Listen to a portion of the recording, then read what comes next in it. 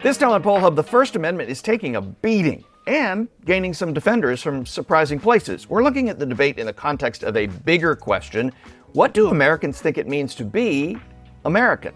Then, how many pictures do you have on your phone? I do not want to answer this question. How about on your computer or on a drive or in the cloud? If it's tens or maybe even hundreds of thousands, you are not alone. And this is creating a new set of questions about how technology is changing our memories. And finally, what is milk? That's a simple question, right? Not so fast. And hi, everybody. Welcome to Poll Hub. I'm JD Dapper. I'm Mary Griffith. And I'm Cassidy Connors. So, as we record on Wednesday, Jimmy Kimmel is back on the air. And I mention that because this segment is about not only the First Amendment, but it's really about what makes Americans make Americans American. And one of the things that came about as we were preparing this segment was the assassination of Charlie Kirk, and then what has happened since, especially regarding people speaking their minds and in some cases being fired for that, and a lot of vitriol being sent to people depending on some of the things they have said. So again, Jimmy Kimmel's taken off the air. A lot of talk about the First Amendment around that because of the way that happened. The FCC chairman threatening ABC, and ABC then pretty quickly taking Kimmel off the air. Kimmel back on the air last night. So again, this is Wednesday. We're going to assume he's going to be on the air the rest of the week. We will see. But it does highlight what we're looking at here, and this is the First Amendment as something that is a cornerstone of kind of what American democracy has always represented and whether it's really under attack. And a couple of quick things that have happened and some data, and then Mary and I will jump into this. One of the things is that Tucker Carlson, Texas Senator Ted Cruz, and some other very conservative, very traditionally pro-Trump people have been very critical of the FCC chairman in particular for making this move, for threatening ABC, and for what then ABC did. And so that's something that is unique. That has not really happened in this second Trump term, where some of his supporters, some very big supporters, have really kind of turned on him and on some people in the administration. And then the other thing we want to talk about is what Americans think about the First Amendment in general, not about this in particular. There's been polling already that has shown that a majority of Americans not in support of what ABC did with Jimmy Kimmel in particular. That's a question that's been asked by YouGov and a couple others in the last few days. But what do Americans think it means to be American? So there's a YouGov poll from 2025, July, just a couple months ago, that's really interesting. 90% of Americans, citizens, and they distinguished here to ask citizens, not just people answering the poll. They say that the number one reason, or the number one thing that makes people American is obeying U.S. laws. 90% named that. 86% named supporting the Constitution and being a U.S. citizen, and 85% said believing in the principles of the Declaration of Independence. So, Mary, that's a lot of agreement that we don't see in many polls, where 8, 9 in 10 Americans are agreeing on something with regards to this. But what does that say when we're also seeing these debates about what the First Amendment means? What do you make of all this? You're right, it's 100%, Jay. There is a lot of agreement here when we look at the question of what does it mean to be American. But there are some things where there is less agreement here. But let's hone in on the First Amendment. And let's take a look at a 2024 Vanderbilt University Unity poll. Here we see that 59% said they support free speech for everybody. And even for speakers they strongly disagree with. But there is a strong partisan divide that comes out of this. 77% of MAGA-leaning Republicans and 70% of Republicans overall opposed any restrictions on freedom of speech. And that compares with only 56% of Democrats with the same view. So when we look at First Amendment, question immediately comes to my mind when we look at those figures, which is how much of this has to do with perhaps the party that's in control, and whether there's more of the, yes, I approve of free speech for everybody, but perhaps more so when my party is in power. And then, Jay, I think there's another question here, which is having to do with hate speech and whether or not hate speech needs to be protected or should be protected. Right. It's so interesting you mentioned the Democratic and Republican difference there. And I think that some people, especially Democrats, I think, would say, oh, no. Democrats are much more supportive of free speech than Republicans. And yet in this poll, it was actually the flip of that. And I think some of that has to do with exactly is who's in power, but also it's whose speech. So the hate speech thing was a real strong talking point for conservatives for a couple of decades, when hate speech was designed as saying things that were hateful towards groups that I think Democrats might think of as minority groups that they would protect, whether it be ethnic or religious or gay and lesbian, whatever it was. That hate speech, the definition of hate speech for a long time was things that said that were about that. And conservatives in the last 4, 6, 8 years have kind of turned that to say, well, hate speech is calling somebody like Charlie Kirk a fascist or a Nazi. And this is some of the things that have come up that people say that's just very unfair. And so it's like a different definition of hate speech. And at the same time, what Tucker Carlson and Ted Cruz have been saying is the same thing the ACLU and liberal Democrats have said for a long time, which is that hate speech isn't protected. The courts have said this as well. The only real protection is, or the only real restriction on speech has traditionally been you can't yell fire in a crowded theater, all right? That's pretty much been it. And so now we're talking about all these other types of restrictions, and it's interesting to see kind of the libertarianish rights left with the libertarianist rights right kind of coming together on this issue. And Charlie Kirk, the assassination of Charlie Kirk, is almost what's driving this. It's kind of amazing. Right. And Jay, but what about when we look at other demographics like youth? Is there a difference that we're seeing here in terms of how younger Americans, particularly those of college age, who feel that perhaps speech is being more limited than it should be? Right. This comes about in the atmosphere of the last 2 years with what's happened in Israel and Hamas in the West and Gaza and the West Bank, and what's happened on college campuses. So again, this is like defining free speech in another way and bringing the challenge to free speech in a different way. When Nazis marched in Skokie, Illinois, a traditionally heavily Jewish suburb of Chicago years and years ago, right? The Supreme Court and the ACLU backed the Nazis, said, no, they can do that. Now we have the demonstrations on campus, the sit-ins, these kinds of things being attacked from people on the right, as opposed to people on the left. Being attacked from people on the right is saying this is not right. You can't do this. You can't say these things. And that's really impacted what we see in polling about young people. So there is a poll from FIRE, which is a nonpartisan free speech organization. It has on its board people, former ACLU leaders, and it has some conservatives as well. It's taken money from both sides. I think it's fair to say this is a nonpartisan free speech group. They polled the students on 30 college campuses, but they whittled it down to 29 during these battles over Israel and divestment and all of this, and found that 1/3 of liberal students in their polling said that the right to freedom to speech is not at all or not very secure on their campuses. 26% of moderate students and 17% of conservative students said the same time.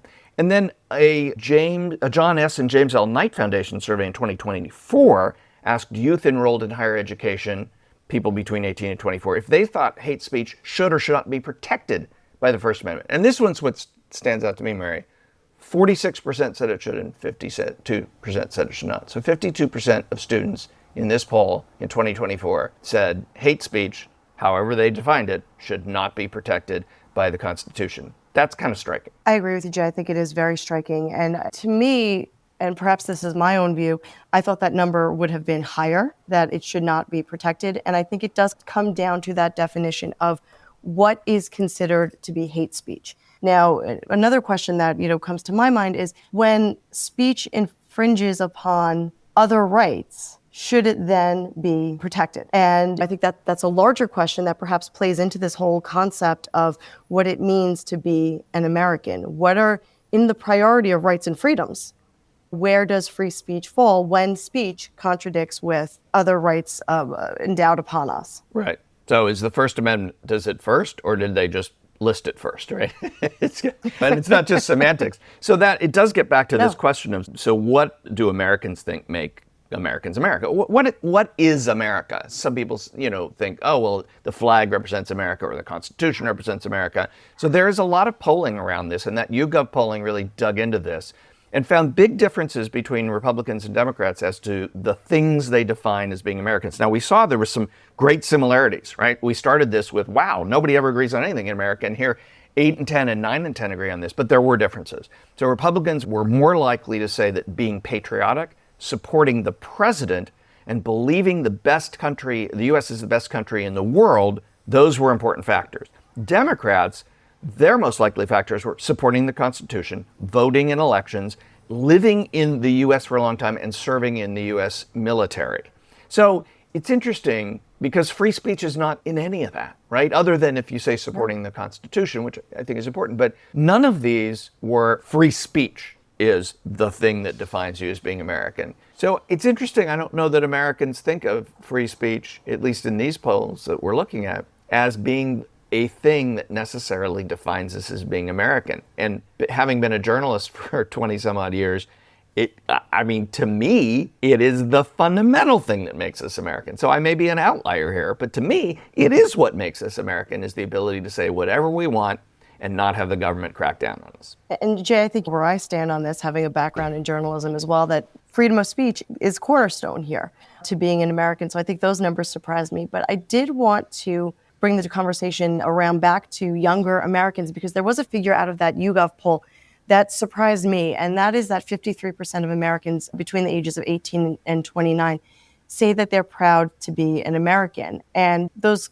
statistics go up the older you get when it comes to, what the older Americans get. 69% 30 to 44, 81% 45 to 64, and 82% of those 65 and older. And what really struck me here is I think it comes down to the definition of what being American is. And when these younger Americans under the age of 30 were born, think about it this way. Those who were 29, the oldest in that group, were born in the mid-1990s. Now, our good friend Steve Kornacki over at NBC wrote a book, The Red and the Blue, and talked about how our partisan schism came about because of the politics of Newt Gingrich, and Bill Clinton in the mid-1990s. And when we think about how we've been defined based on whether or not we're Republican or Democrats, how can we define ourselves as Americans among those group? I posit that if we are defining ourselves based on party, we're not defining ourselves as a homogenous group. We're defining ourselves along partisan lines. Yeah, it's a great point, and it is, to me, somewhat worrisome that there's this huge age split on whether you're proud or not. And I don't think being proud to be an American necessarily makes you a better or worse American by any means. But I do think that once people in large numbers begin to lose pride in their country and what the country stands for, I think there's a real set of risks that come with that. And that may be some of the things we're seeing in terms of the sense that things are, maybe we're splitting apart a bit, that we're finding far less in common than we are to be opposed to each other on, and we're splitting into tribes, this kind of factionalism. It does strike me that is a sign of that when you have people in an age group, especially the young cohort, that are less proud, a lot less proud in this case, in this poll, than older groups, that this factionalism can really gain a beachhold. And that, I think, is really concerning. So we're going to take a phone now, and I'm going to open this segment up with a question. How many photos, Jay Cassidy, do you have on your phones? I don't necessarily have them on my phone, but I can access them on my phone. I have them in the cloud, and my husband and I have 100 and some odd thousand in our library, combined library. And Cassidy, how about you? I can't find a number, but it has to be tens of thousands. It's just so much. I'm with you. I actually didn't even want to look at the number before this segment, but what we're talking about today is the impact that our digital technology is having on memory. And what does that mean for future generations in terms of remembering those things that are important to us? Can the volume of photos that we have actually make memories more fleeting than the actual intent, which is to preserve those memories? And of course, that doesn't even take into account how technology can be used to alter images and therefore to alter memories. And of course, that there are privacy implications as well. So how do we, in fact, preserve our memories and preserve those things that are important to us? So according to a survey by Mixbrook and one poll coming out in 2023, Americans take an average of 6 photos per day, and that totals over 2,000 per year. But what is it exactly that they do with them? Well, only 19% say that they print them often. And in fact, 22% rarely do. So what, in fact, do they do with them? More than 6 in 10, 61% say that they keep them to themselves. 55% look back on their photos to relive some of those special memories, or perhaps not so special memories, because that can happen too. And 53% post them on social media. But this I thought was really interesting. And that is that 54% say that they feel overwhelmed by the volume of photos or videos they have on their phone. And so I will admit that I do take a lot of photos. You probably are not surprised that a lot of those are of my kids. And I actually do like to print my photos. Jay and I had a discussion about this shortly after Mother's Day when my husband and kids gave me a framed printout of me with my 3 children. And I thought it was great. And we've started doing more of that. And it really does make a difference. Walking through the house, you're having a bad day. To right to my left, I have a picture of my 2 boys when they were much younger, dressed as Ghostbusters for Halloween. And just when you're having a bad day and you have that good emotional connection to a memory, it's nice. But I will say that there are some downsides, not just to printing photos, but to taking digital photos. Jay can often see that on my social media, I will post to social media photos. And my husband often reminds me that the things you see on social media aren't necessarily as perfect as the reality of them. When I'm like, wow, look at so-and-so and their kids, like they're all smiling and they're all looking at the camera at the same time. And I can't find that perfect photo. And he has to remind me, like, how many times did that take that photo to get that? And how many times do I strive to just get the perfect memory of my family to post on social media, which I think comes back to this idea that our digital technology and our ability to always have a camera in our pocket can alter the perception of what our memory is. Because when I get that memory of this is your day 6 years ago, and you see us all smiling, I'm like, oh yeah, but I remember how long it took for us to get that photo. So Cassidy, why don't you jump in? So I definitely have more of like a Gen Z take on this. In my actual camera roll, I don't typically feel overwhelmed by it, but on Snapchat, in those years of like teenage and embarrassment, I seriously refuse to look back at those photos. It is just like crippling, overwhelming of like, oh my gosh, why did I look like that? Why did I do any of that? So I have completely like shut out those photos. And I tend to look more towards like Google Photos, my camera roll. And I mean, just like Mary said, I get the memories from like Google Photos. And it's so interesting how I would have never remembered those because I relied on a photo. Like, especially when I see pretty sunsets, I don't stand there and like really take it in. I take a photo and I look at it later. So I've really been trying to fix that and really live in the moment. But I think it's also about kind of how your memory is altered by like what you look like. So you take a photo of yourself and you love how you look. And then the next time you go to take a photo and you don't look like that. And it's like you're basing it off of that photo you got. So I've been really trying to make an effort to like the opposite of what Mary said, just go with the first photo. This is what I look like. This is what everyone looks like. Let's just roll with it. But it is so interesting to think about how your memory is changed by being able to just take a photo. Do you find that among your peers, what you just said is like you're trying to live in the moment? I find myself the same way. It's like I'm about to take a picture. I'm like, you know what? The picture isn't going to do it justice. I need to just enjoy this and try and hold that memory. But that's a very conscious effort that I've tried after amassing 100,000 photos. Do you find your peers are trying to do the same thing you are? Or is it still pretty much, click, click, click, click, click, holding up the camera for every moment? I do feel like a lot of them still just hold up the camera. And it's only the people that have really thought about it. Like even when I'm with my friends or with Chris and I go to take a photo of the sunset, it'll kind of be like rushed.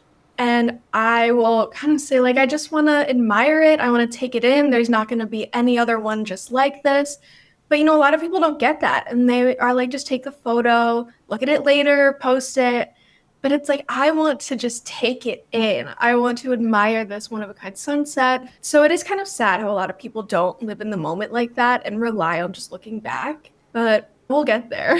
Every step of the way, more people will do it. Cassie, I wanted to bring up this idea of digital inheritance on youth. According to a 2020 Pew survey, 82% of parents who use social media have posted photos, videos, and other info about their kids.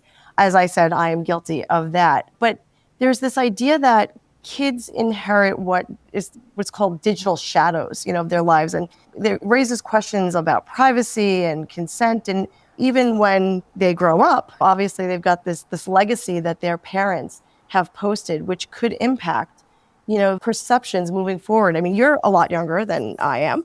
Do you have that feeling, or do you ever see, like you talked about seeing photos when you were, in high school, and just those are things that you were involved in posting, but do you see a negative impact of what perhaps your parents or older generations post or share? Personally, my parents, they didn't have social media until a few years after I had it, but I do see all over Instagram, TikTok, it is bad how much parents post, even babies in diapers, and it's like they just don't think about it.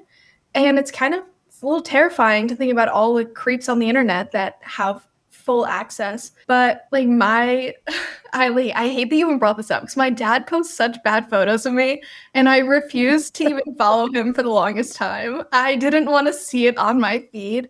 Like, there was this one photo I remember from high school. He captioned it "bad hair day." And I was like, are you kidding me? My friends follow you. Yeah, that's like, he can post his own bad hair day, Dad, but leave me out of this. The other thing I was wondering is that we now have, obviously, a lot of this is driven by the fact that we now have an amazing camera in our hand, really, because we never let go of our phones at all times. And so I think technology has really changed how we think about photos. It used to be more of a thoughtful thing to take a picture of a photo because you had to take the film to the drugstore and get it developed, and then you came back and look at your photos.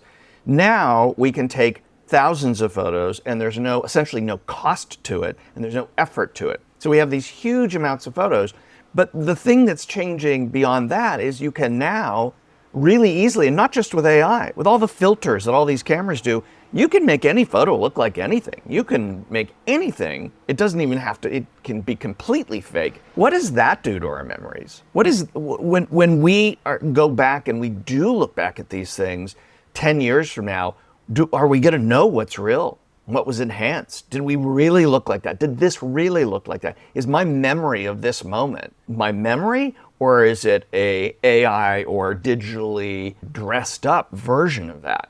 I think we haven't really thought about the impact of that. Jay, I completely agree with you. I mean, because how much of this is taking the humanity out of what it is that we experience? I mean, to be imperfect and to make mistakes is part of being human. And interesting, I was at an AI conference last spring and talked about how do you identify AI-generated images or artwork. And the advice that was given to the folks who were in attendance was, if it looks too perfect, it was AI generated. No piece of artwork is ever created that is going to be 100% perfect, no matter how good the photographer, no matter how good the artist is. And so I think that there is something to be said for holding on to memory as it is, rather than trying to strive for the perfect, because then that does take the humanity and the emotion out of things. Cassidy, can we give you the last word? Because both Mary and I already have our tens of thousands of photos. Well, you mentioned something that was interesting to me, and I've already highlighted it, and that is the kind of the purposeful not taking pictures and not capturing the digital. Going forward, looking ahead into your life and looking at all of this digital ephemera that your parents have collected and that everybody collects, is it changing the way you're thinking about how you collect, not just visual memories, but just collect your memories? Have you thought about that? Does it change the way you think about that? I recently had a different viewpoint, because I had my first close person pass away, and that was my grandma. And it immediately switched. It was like, every time I'm around people I love, I have to really remember what's happening. And it really emphasized the use of photos with those loved ones, like really taking a photo anytime you can, but not emphasizing the photo. Just kind of like, oh, everybody smile, let's remember this moment. Because the sad thing is, a lot of those photos will get played at funerals and be in memorials. And so I think that's another important use of photography. But you also don't want to look at those photos and remember how long it took to take them. You want to remember the environment and what was happening. But to not end on such a morbid note, I really have been trying to make an effort to not emphasize photos, but I still want to capture what's happening. So like when I go to Broadway with Chris, or I have an awesome time with my family, it's just a one photo and done, unless someone's blinking. Then we'll take it again. But I try not to really focus on if somebody doesn't look great or if the smile looks fake. It's like you move on and you look back. So, as you might have noticed, Lee and Barbara are away this week. That's why we have a short staff, just marrying me. And Cassidy's helping us out, and AJ's coming in too to talk about the fun fact. Lee, usually, of course, is our fun fact host. Today, we're going to turn it over to students. Cassidy, it's all yours. So this is from Consumer Reports survey, and they asked the question in the past year, have you purposely drank or cooked with plant-based milk as a substitute for cow's milk? And I do understand that with dietary restrictions, but I would never prefer that. So I would have to be in the category of no 65% and not in the yes category of 35%. So Jay, do you drink plant-based milk? So I'm lactose intolerant, so this is a trick question for me. This is from 2018, and it would be interesting if this had been asked earlier, but I don't think there was enough plant-based milk around to have it be asked earlier. No, I can't really drink milk, so yes, I'm a definite yes. I purposely have drank almond milk and soy milk and oat milk and coconut milk, although that's not really milk. But yeah, I have. Mary? I'm hedging that a little bit. I do not cook with it. I tend to use regular milk. I'm not going to say real milk, but cow's milk. But I will say that my second was, when he was just born, had an intolerance to cow's milk. And so we had to go through a long list of formulas for him in order for him to tolerate milk. And so when he was young, we gave him almond milk for the first couple of years of his life until he outgrew the allergy. And so for that purpose, as you pointed out, Cassidy, for dietary restrictions, yes, we've used it. It's not something that I'm in the habit of doing, though. Like Jay, I have drunk plant-based milk. AJ, what kind of milk do you drink? Or do you drink any milk? I would say usually regular, but I will dabble in oat or almond, depending on my circumstances. And why do you dabble? What makes you dabble in oat or almond? It depends, maybe like what type of coffee I'm drinking, if I want to spice it up a little bit. And I was thinking that the numbers are kind of low, because I feel like now, if they had done this question in 2025, it would be a lot more people drinking plant-based. Yeah, I would agree with you 100%, AJ. It does seem like you can't go into even just a basic coffee shop and not have the option of putting in almond milk or soy milk. So yeah, no, I think you're right. Yeah. Do we have anything else to say about milk before we go? Cassidy, why don't you give us the last word on plant-based milks or whatever. Goat milk, sheep's milk, have you ever drank those? No, just cow's milk. I actually tried my first dairy-free ice cream about 2 days ago. It was not as good, for the record. Dairy ice cream is better. But I did think it was interesting that AJ used the word dabble, because in the only other fun fact we had about chocolate milk or favorite drinks, I used the word dabble. So dabble and milk must go together. I'm going to pull that one up from the archives and find what we're dabbling in. That'll do it for Poll Hub this week. Poll Hub is produced by the Marist Poll at Marist University in Poughkeepsie, New York. Mary Griffith is our executive producer.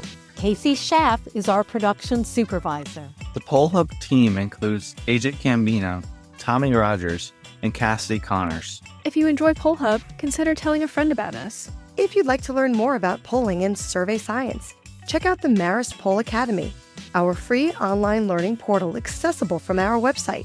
Remember, you can always tell your smart speaker to play Poll Hub, and with any luck, it'll cooperate. Finally, wherever you listen to Poll Hub, there is a subscribe button. Click it, and the latest episode will be ready for you in your podcasting app as soon as it's released.